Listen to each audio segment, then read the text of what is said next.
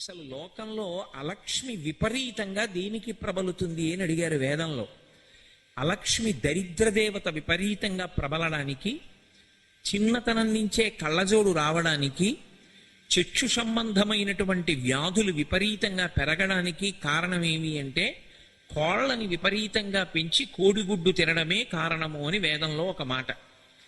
ఎక్కడైనా యజ్ఞం చేసేటప్పుడు ఆ యజ్ఞానికి సంబంధించినటువంటి యజ్ఞవాటము అంటారు. ఆ హోమశాల కడితే హోమశాలలో నిలబడి బ్రహ్మస్థానం అని ఒక స్థానం ఉంటుంది. బ్రహ్మస్థానం మొట్టమొదట వేదంలోంచి కొన్ని మంత్రాలు చెప్తారు. ఆ మంత్రాలు ఎందుకు చెప్తారంటే కోడిగుడ్డు తినే అలవాటు ఎవరైనా ఈ ప్రాంగణంలోకి ప్రవేశించి ఉంటే, కోడిగుడ్డు అలవాటు ఉన్నవాడు ఇక ఆ ప్రాంగణంలోకి దేవతలు రారు, తీసుకోరు హవిస్సు. అటువంటి వాడు ఎవరైనా వచ్చి ఉన్నా ఈ చుట్టుపక్కల ఉన్న తద్దోషము నివారణ అగుగాక, దేవతలు ప్రవేశింతురుగాక అని ఆహ్వానం పలుకుతారు. కోడిగుడ్డు అంత హేయమైన పదార్థంగా వేదంలో వర్ణింపబడింది.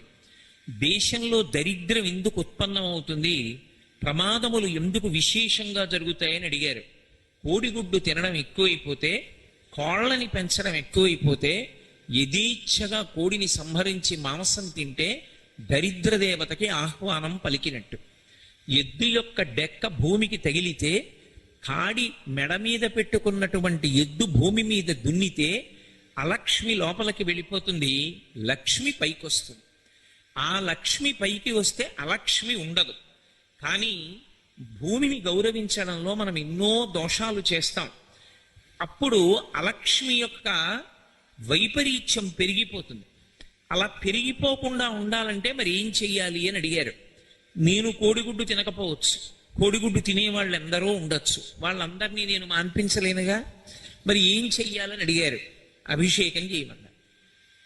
స్నానాన్ని మనసులో భావన చేసి తమలపాకు చివర నీళ్లు తీసి చల్లి మనసులో అమ్మవారు స్నానం చెయ్యడాన్ని భావన చేసినా లక్ష్మీ కటాక్షం కలిగి అలక్ష్మి పోతుంది.